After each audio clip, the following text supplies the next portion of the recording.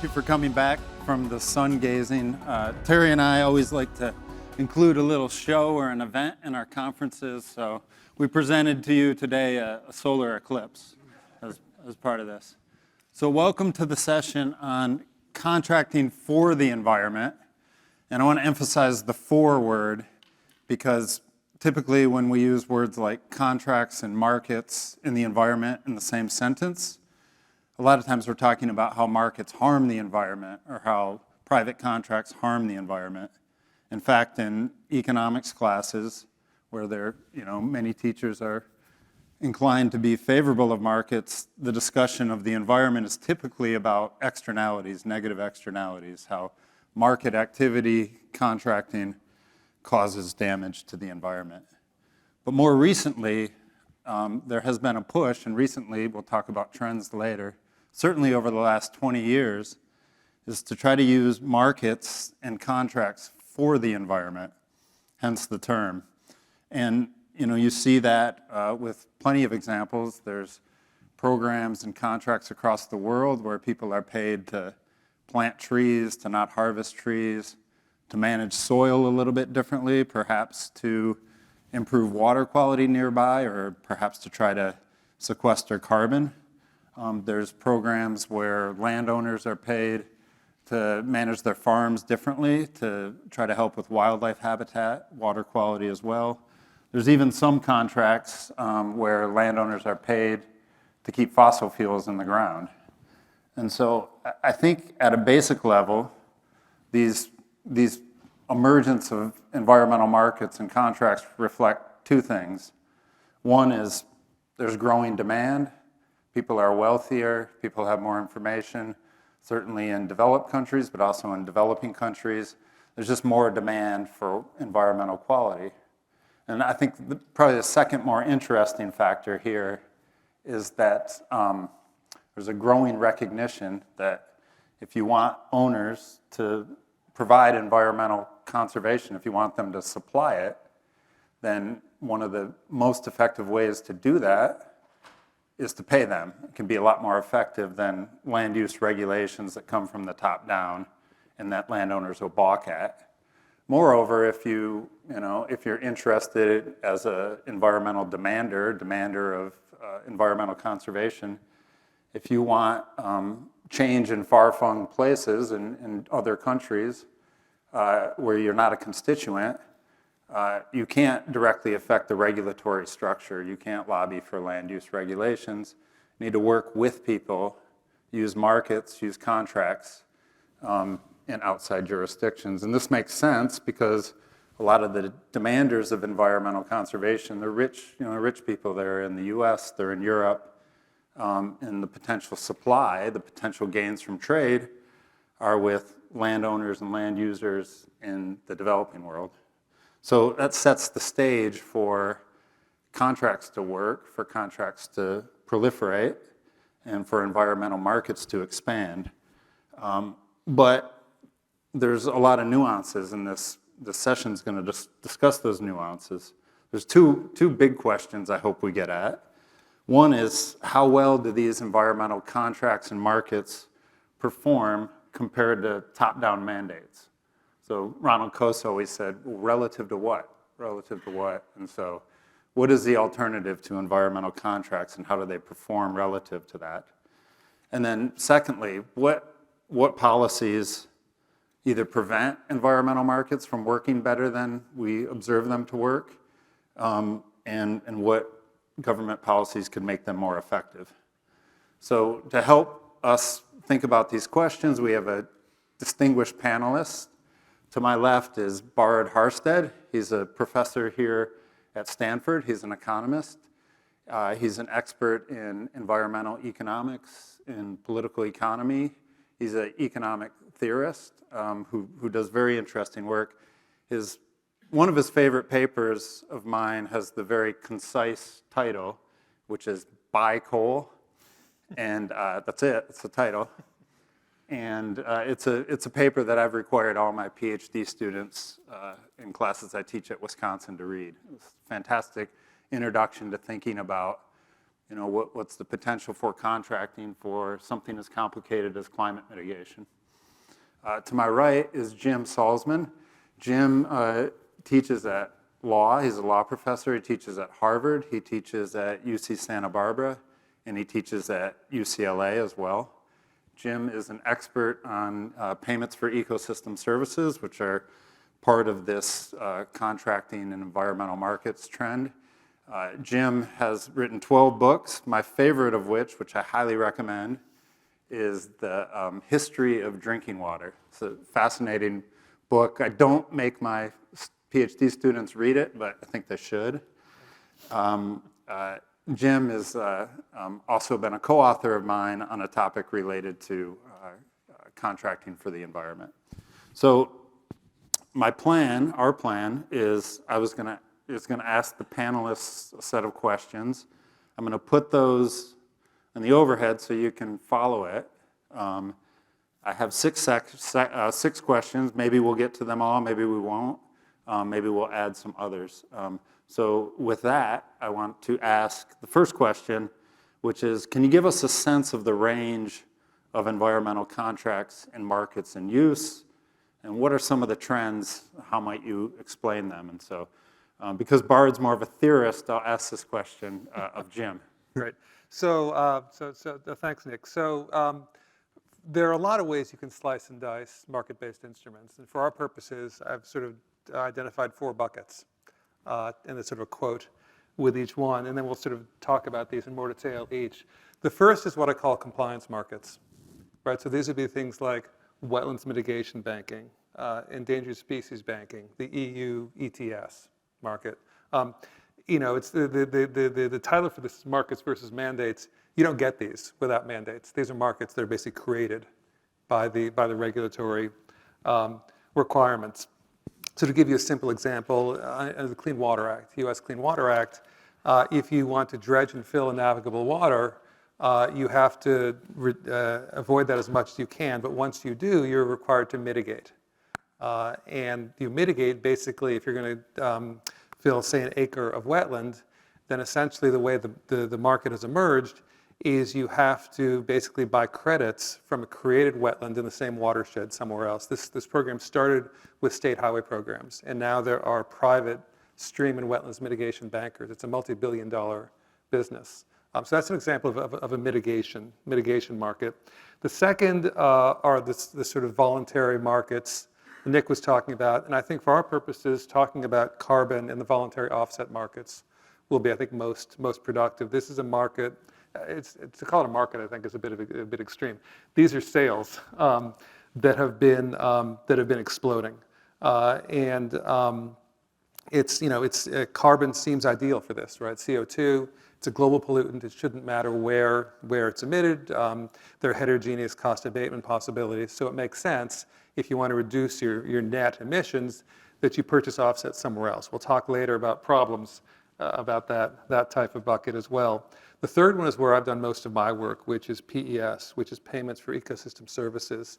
And the idea here, it's essentially what Nick was describing, which is you essentially are paying landowners to manage their habitat in a way that provides a stream of services or conserves the stream of services. We're very used to paying farmers to produce milk, produce beef, whatever.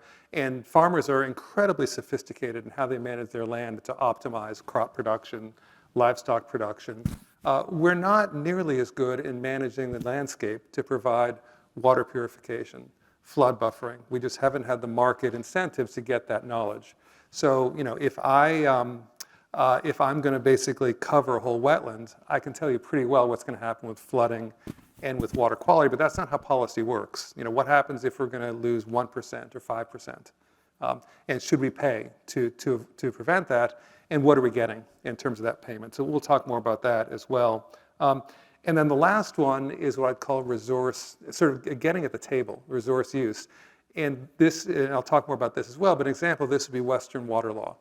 Right? Traditionally, Western water law, you cannot hold a water right to keep water in stream for the fish and for the other species. That's not how the system was set up.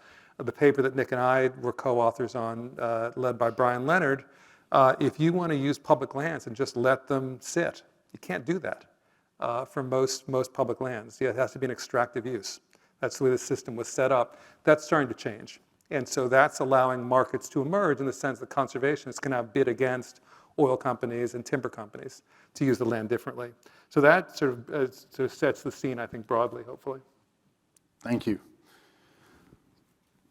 So, Bård, I want to ask you, what do you consider the main benefits and challenges of using contracts and markets as opposed to regulatory mandates? And Jim's welcome to jump in on this as well. Thanks. Yeah, so clearly one traditional benefit which economists recommend is that we don't know where the least cost actions are. If you are a bureaucrat or a government, by allowing for trade, you can have those who face a high cost of mitigation, pay those who face a lower cost. But I think actually I would go further to say that the dynamic benefits of markets or contracts are even larger. So, for example, Björn Lomborg, he showed us some cost of climate regulation. And Matt Kahn said that if we unleash the market, we adapt to climate. Then I would say if we unleash the market, we adapt to climate regulation. So the firms have a lot of incentives to adapt to climate regulation in order to push down those costs that we saw earlier today. And one of the benefits of the market is that you can really motivate those actors who has the possibility to reduce the cost the most. We have seen this many times in the past. For example, even in the US, like in the US, we have these CAFE standards regulating fuel efficiency for cars. Every time those CAFE standards have been stricter, the firms, the industries, and the car producers have been extremely upset because they say that it's impossible technologically to adapt to these things. And then it turns out that they can easily do it anyway after some time and some experience and some technology development. Another example, if in Europe we have the European emission trading system. The first time that was introduced in 2005, different industries were given quotas for how much they could pollute, and then they were allowed to trade. The bureaucrats in Brussels, they had no idea how costly this would be. They had expectations and estimates, for example, similar to what we are seeing today, and they gave quotas out, leading to a price of permits which was close to zero. Close to zero, because they underestimated how well the market could adapt to the new regulation and the new prices.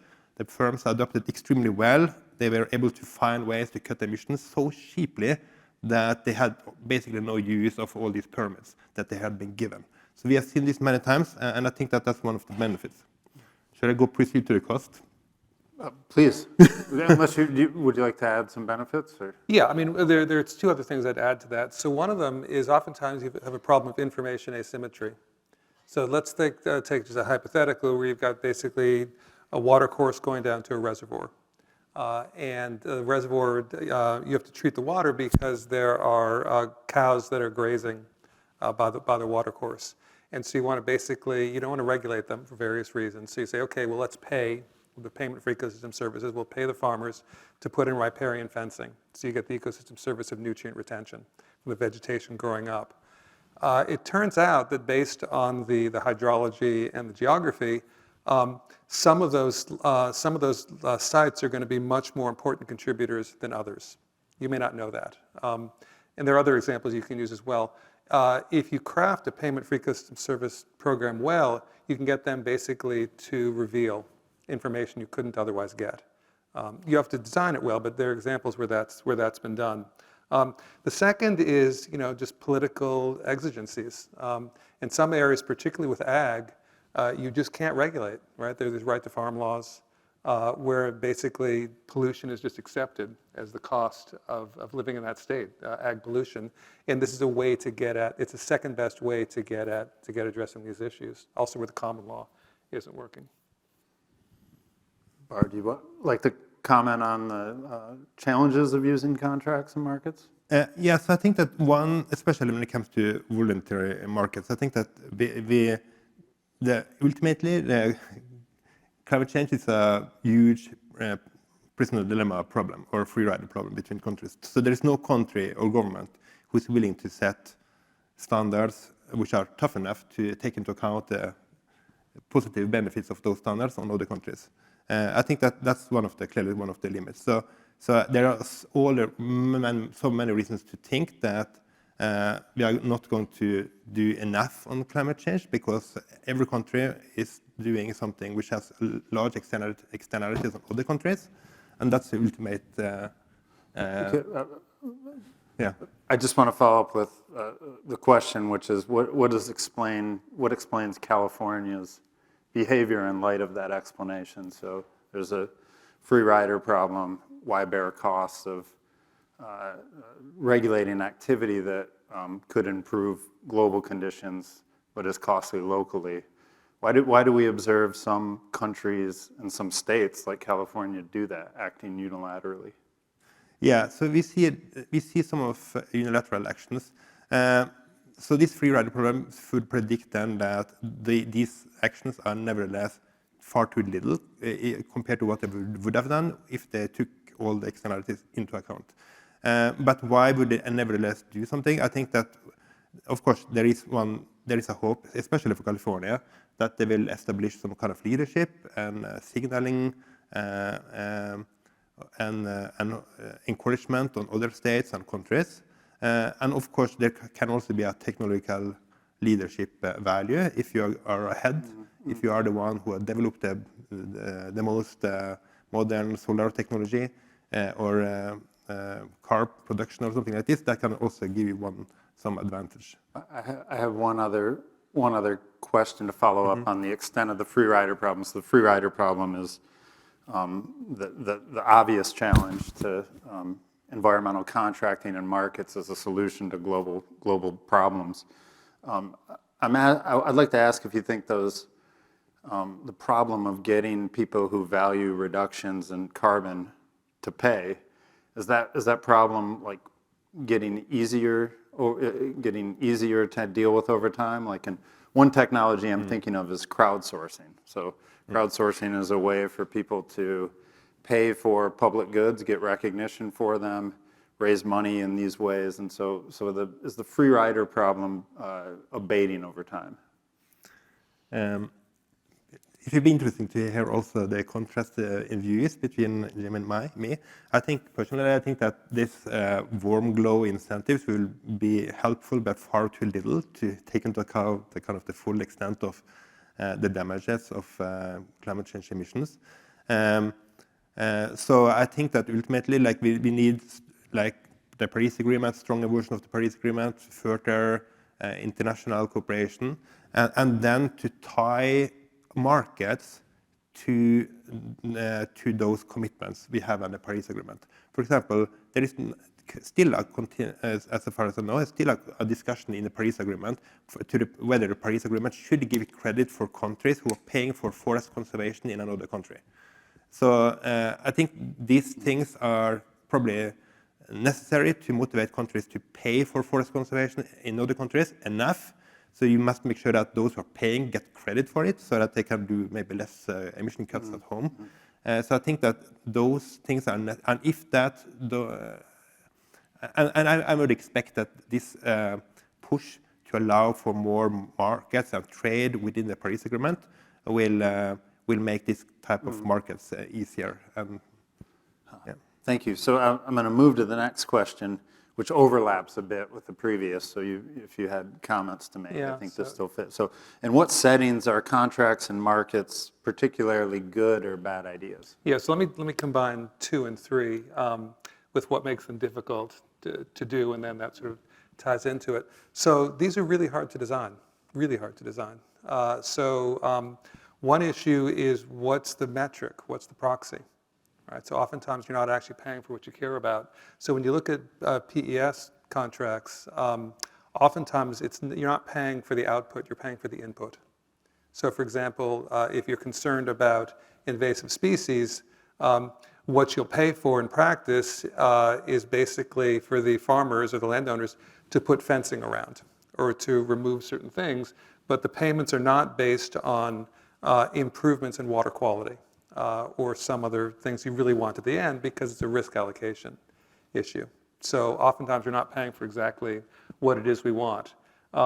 One way you can see that, and a famous example, famous in the group of 12 people who follow this, is it's a paper done by Alex Pfaff and others. So Costa Rica was the first country to really push payments for ecosystem services hard. They spent a lot of money, and they were talking about how many payments had gone out. So Alex and his colleagues basically did analysis of looking at the areas that received payments and the areas right next to them that didn't, and they found that there was no reduction in deforestation. So what was happening? What was happening is the landowners were basically entering lands, promising not to log them. They were on these steep slopes that they never were going to log. It's the additionality problem. These people are smart, and I've talked to the Costa Ricans who designed this, and they said, well, that's why we do a first version and a second version. It's adaptive learning. Another example that some of you may know that I think is more terrifying in some respects is the clean development mechanism. So this is one of the flexibility mechanisms that Bård was talking about that came out of the Kyoto Protocol. And the idea basically was to find some way. Kyoto Protocol only had commitments for so-called Annex 1 or wealthier countries, but they wanted to get the less wealthy countries involved. So they had basically the system where you could get these essential credits that would count against the nation's emissions by paying for basically projects that would reduce greenhouse gases in other countries. And it was supported by sort of conservatives and such because it used market mechanisms. It was supported by environmentalists because they thought this is going to save the Amazon, right? It's going to provide a way to get money into planting trees. So the proxy they used was global warming potential. So the way that works is a molecule of carbon dioxide has a GWP of 1. That's the standard unit. Methane would, I don't know, be, 12, 13, whatever the number is. Methane's more powerful. And this would be great. And there was a CDM panel that had to approve all projects that would qualify for credits. So what happened, it emerged a few years later, was that these very smart entrepreneurs in China, and I think in India as well, so there's a process, let me make sure I get the right numbers here. There's a process to manufacture HCFC-22, which is an ozone-friendly refrigerant. It's better than CFCs. And the byproduct of that is a chemical called HFC-23. HFC-23 has a global warming potential of 11,700. It's a super, super powerful global warming, greenhouse forcing gas, global warming forcing gas. What these entrepreneurs were doing is their business model was not to produce HCFC-22. It was to produce the byproduct and then destroy the byproduct and get paid for CDM credits. And it basically, over $1 billion had been spent on this before they realized what was going on. And there are two important lessons. The first is economists are not the smartest people in the room, right? There were a lot of really smart, prestigious economists who designed this system. They just didn't foresee this problem. And the second is that there are really smart people who will find flaws in the design mechanism, and these are artificial markets, right? They're created by regulation. It's hard to do, and so I think the key message for me from the story and the main challenge is humility, right? Markets have their place, but they're hard to do right, even if they sound great in theory.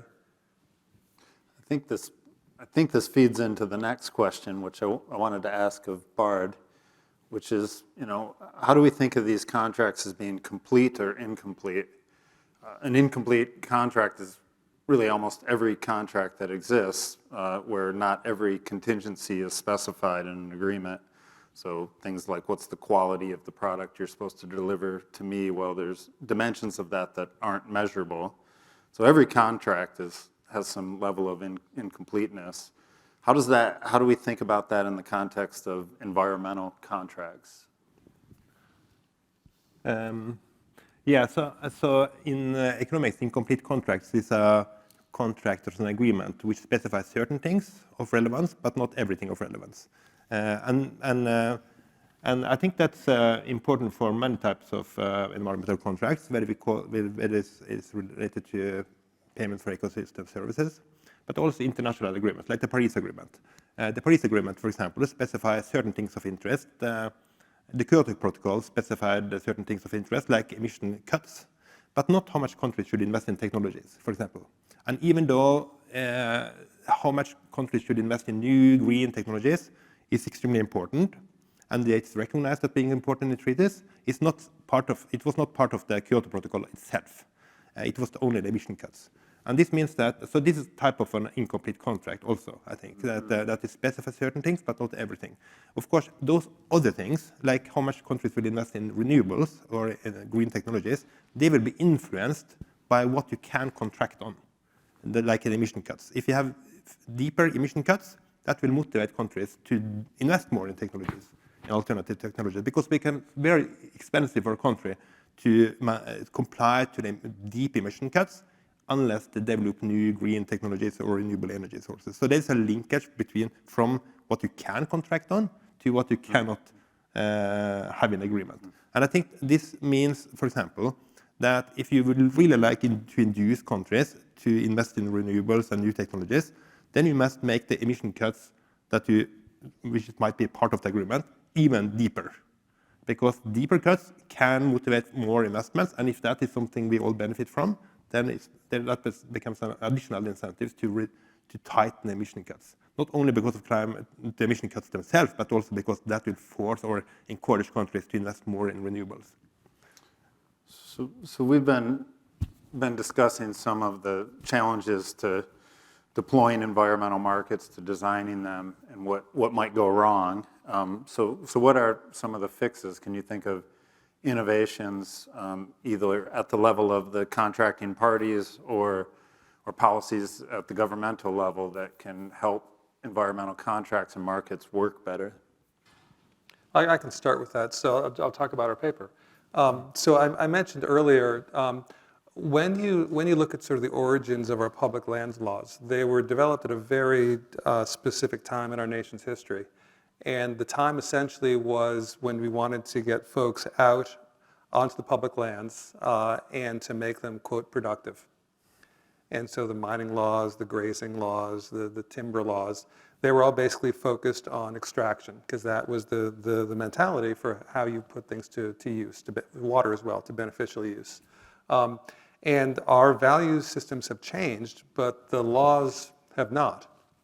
And so the article that we wrote together that was spearheaded by PERC, Brian Leonard was sort of working with folks there, was basically to say, wait a minute, conservationists should be in the room bidding, right? It shouldn't simply be the case that it's only the extractive interest. So just to tell you a quick story, so Terry Tempest Williams, very well-known Western writer, she and her husband put together an LLC.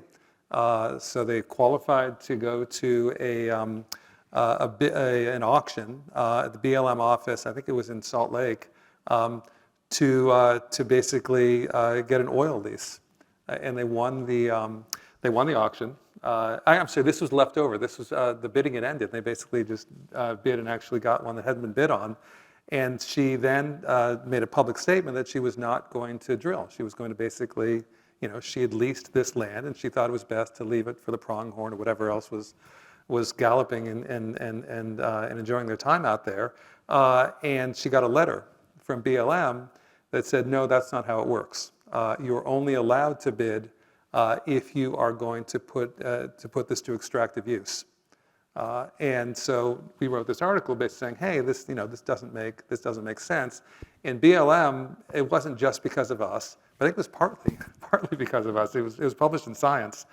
They've proposed regulations that allow essentially conservation interests to bid against other extractive interests. So one way to think about sort of innovation is to allowing conservation and environmental protection to be an equal partner. Maybe they'll be outbid, maybe they'll have the winning bid, but at least the value of conservation is given a voice in the process. The other aspect of this, I mentioned briefly, we're in California, so Western water law has the same sort of intuitive goal, which is quite literally to get a water right under the prior appropriation system, which you find in most of the Western states or some version of it. You have to divert surface water and put it to a beneficial use in a non-wasteful manner. Well, think about that for a moment if you want to leave water in the river. Well, turns out that you're not going to meet the diversion requirement because you're not diverting it. and leaving water is not seen as a beneficial use. And so you now can do this in a number of Western states, but only because there was a change in state law. Right? And so some of the innovations, and it's the same with BLM, the laws themselves have to change. And this is what Bart was getting at as well. So again, the markets versus mandates, it's catchy. I think it's wrong in a lot of, or misleading in a lot of settings. You need both. Can I add to this? Because the paper by me, which Nick mentioned, on buy coal, is studying a police instrument where one is buying coal in order to conserve it. So of course that is basically showing or That was a subtitle, in order to conserve it. almost. So that's kind of analyzing the benefit of allowing one to buy fossil fuel reserves without necessarily having to exploit the resource. So that's but when it comes to innovations, another drawback I think about some of these contracts, especially maybe payment for ecosystem services or forest protection, is that one is paying a government to conserve, and one of the benefits is coming right now in the form of cash, but another benefit is that if you conserve today, you can continue to get this cash in the future. So that's the future benefit of continuing this relationship. But for many governments, for example, Bolsonaro's government in Brazil, though the benefits of continued cash in the future is not going to themselves. It's likely to go to a different government than themselves. So it's heavily discounted. It's discounted not only because it's later, but also because those funds are going to be governed by a different government. So that means that this might not be enough to motivate a country to conserve, especially not if you have a minority government like Bolsonaro's who did not expect to stay in power for many, many periods.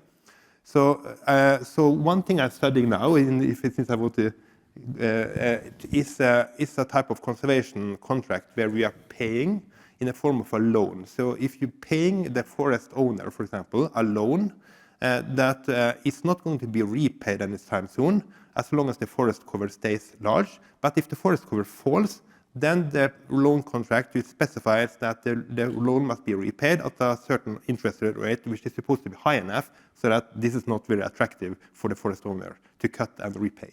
So the benefit of this is that the current government in a country who has, for example, tropical forest, is able to basically to tie the hands of later governments, because later governments will then have to repay this loan if it extracts the resource or cut the forest. And this ability to tie the hands of next government is something every policymaker would love to have. Because you would like to influence and to encourage later government to have more sustainable policy with less extraction and deforestation. But right now it's very tempting to extract the resource.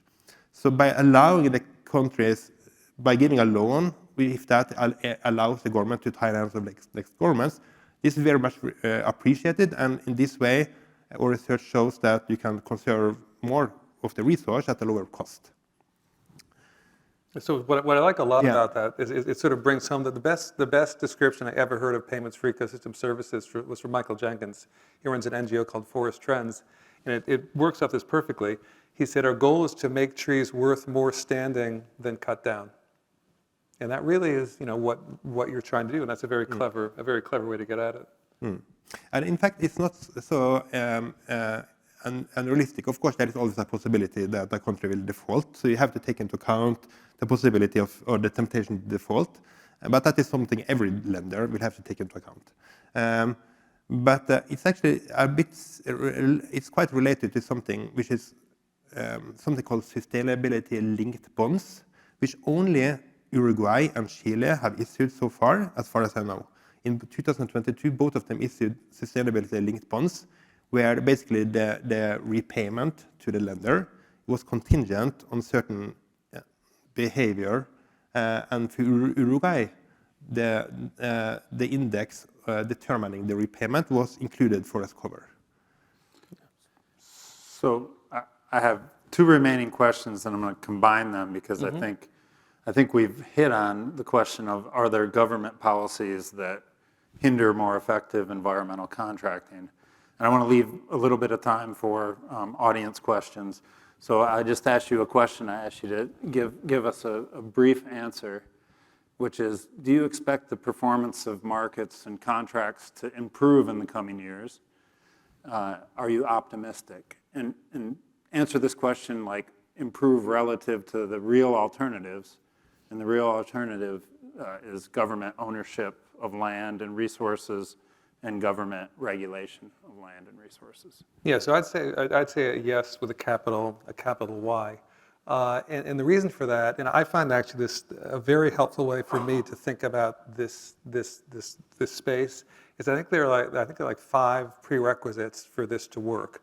So you need perceived scarcity, right? Because basically this contracting is the beneficiaries have to be concerned that with something that they've taken for granted, they're actually willing to pay for. Government can play a big role in identifying perceived scarcities. And some of the things, the reason I think we're going to see more of this contracting is I think, largely as a result of climate change, people are realizing that actually some services that we took for granted actually are more threatened than in the past. So you need perceived scarcity, you need discrete sellers, you need providers, you need discrete buyers, right? So if you look at the, I'd go into this, but I did a paper back in 2018, I guess, in Nature Sustainability that was the first sort of comprehensive assessment of the value of PES transactions globally.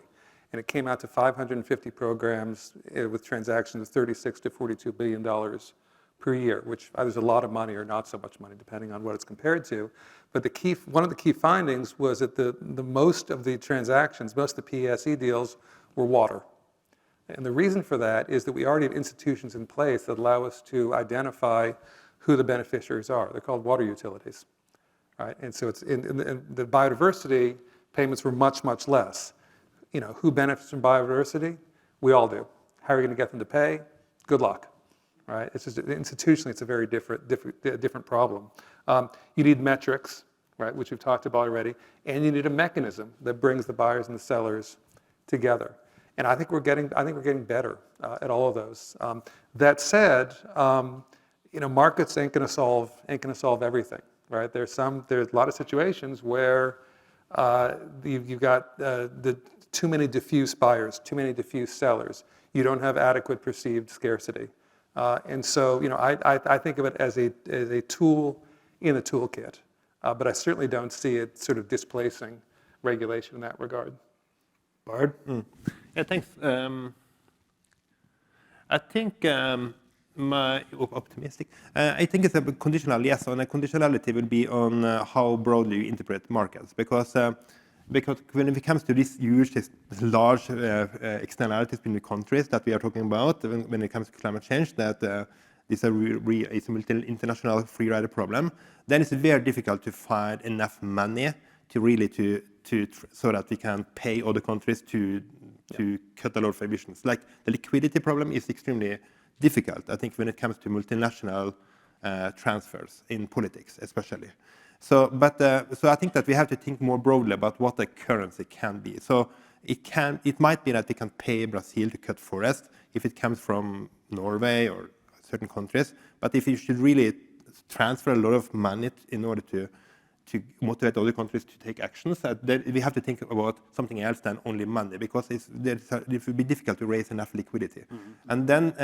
And then beyond that, it's not that many currencies that we have, but one currency that we do have is like trade agreements.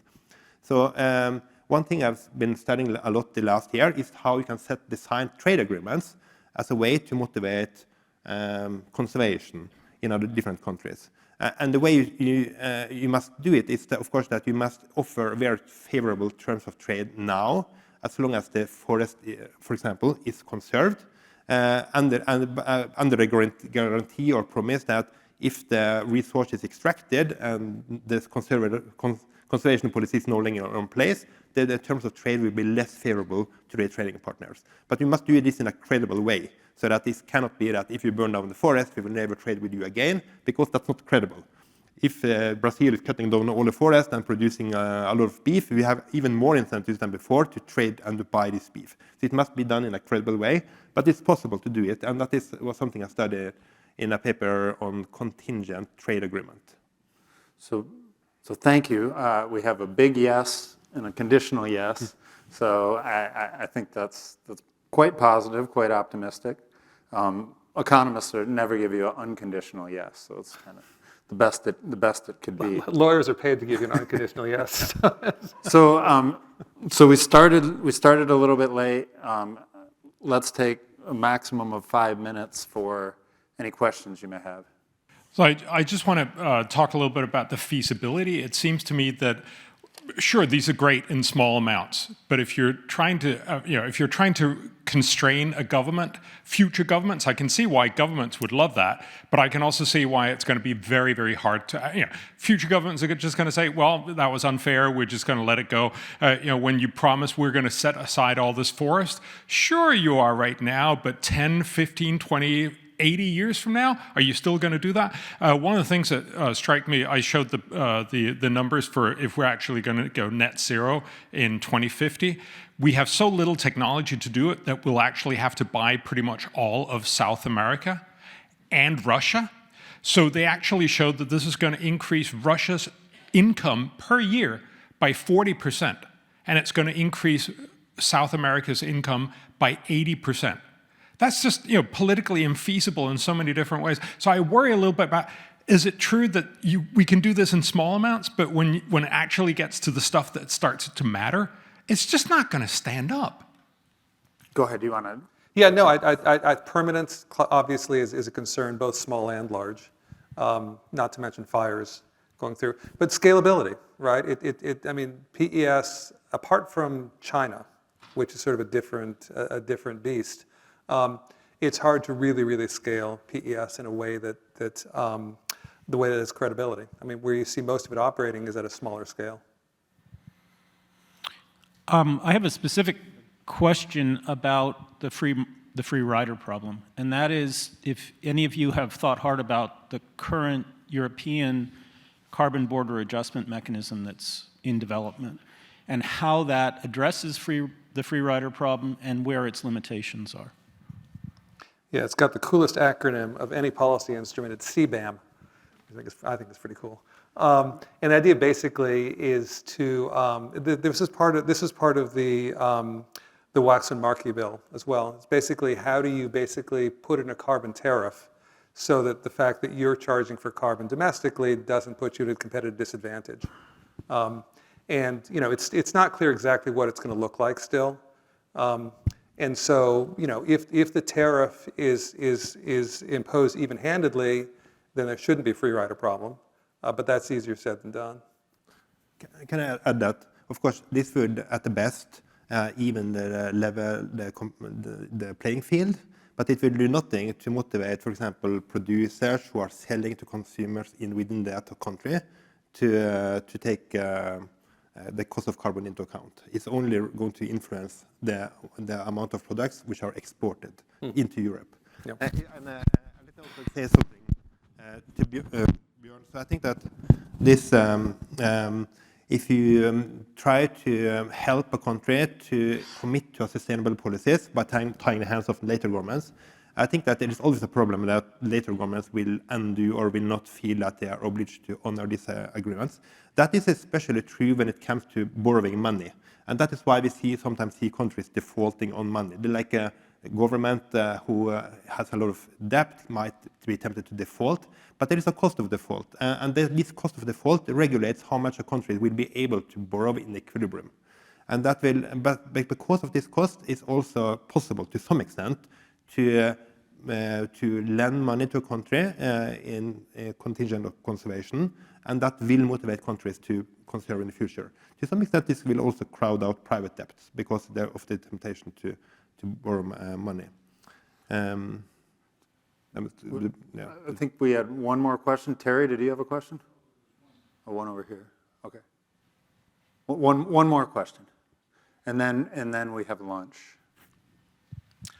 Hello. My question was about using taxation tariffs to try and drive behavioural change. So in many countries, they've hugely increased the tax on things like cigarettes to try and drive people and using those economic models, but the government using the economic model to drive around behavioural change rather than leaving that up to the private sector to do that. I think that to some extent the effects can be small, and that's probably the concern. That the effect can be small because of habits and that you're stuck to a particular consumption pattern anyway. And that is, for example, why many find that the demand elasticity is very, very, very small. Like if you change the energy prices, the changes in demand for energy is very, very small. But that is for the short term. Like if you look on the demand elasticity for short term, it's very, very low. But of course, in the long term, if the prices change more permanently and increases more permanently, the consumers will have a longer time to adapt, whether it comes to energy consumption or whether it comes to cigarette smoking. It's probably even harder for cigarette smoking because it's also addictive, maybe to a larger extent than consumption of energy.